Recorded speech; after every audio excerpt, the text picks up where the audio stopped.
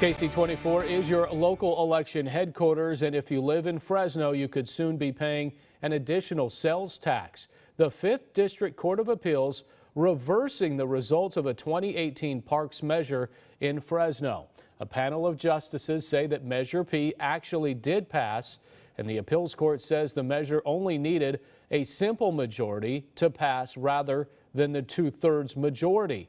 The 3/8 of a cent sales tax would raise close to $40 million annually for city parks, recreation, and arts for the next 30 years. Now, the current and future mayors of Fresno issuing statements tonight in response to the ruling.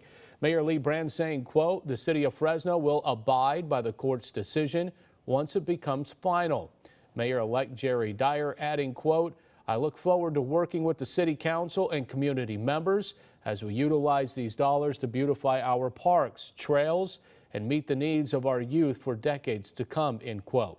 However, not everyone is pleased about this. Fresno businessman and political commentator Michael DeManuel Jr., who was against Measure P, says this week's court ruling is fundamentally unfair.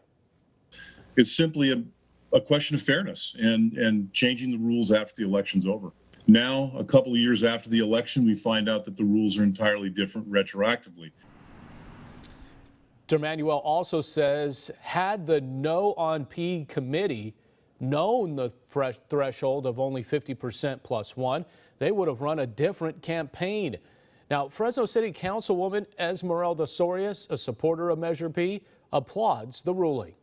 Measure P was about investing in our community and making sure that we have a park system that we're proud of, similarly to what we've done with our local zoo.